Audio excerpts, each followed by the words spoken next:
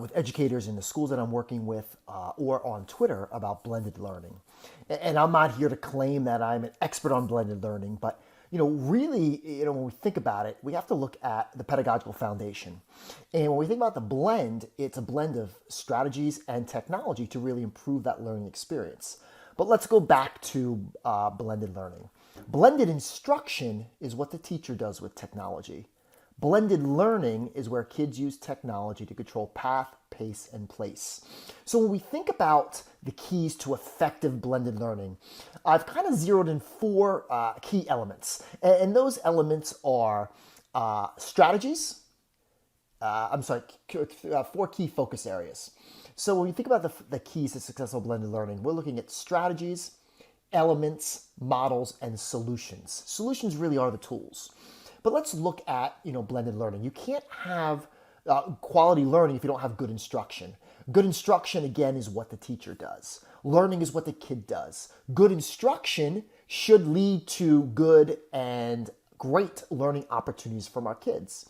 So when we think about key number one, in terms of effective blended learning, it's really about the strategies. Strategies based on research, strategies we know that work. So when we think about setting the stage for effective blended learning, we got to look at small group instruction, how we check for understanding, differentiation, assessment, both formative and summative, and ongoing feedback.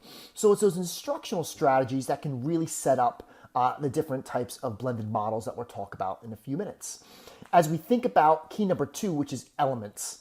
When we think about the elements, what has to go into a blended experience for kids? Those elements include path. Do kids get to choose the path in terms of their learning?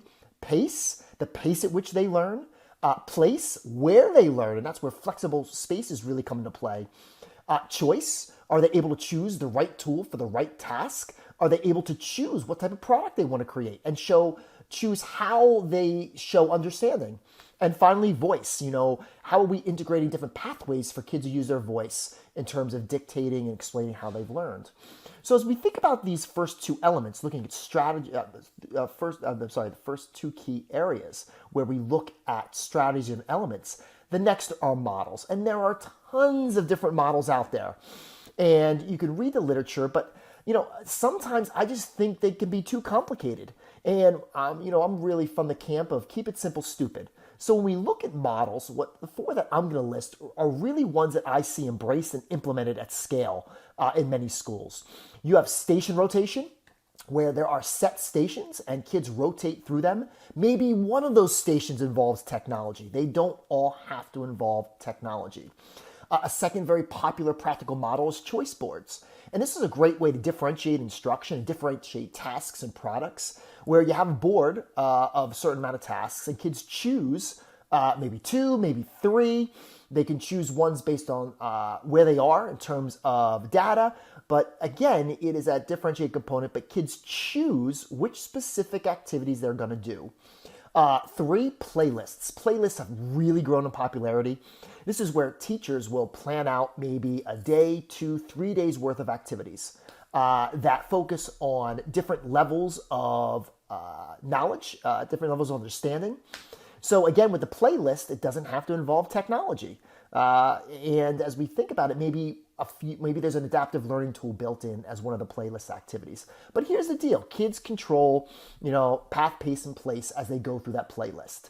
And the feedback that I give teachers and administrators is, doesn't matter how many activities, you want them to be differentiated. You want them to get kids thinking and applying their thinking. But when the kids are all done with that playlist, let's think about how do we know that they were competent in those activities? So one thing I suggest is after the playlist, having different degrees of questions for kids to answer to determine the level of competency in terms of how they completed those tasks.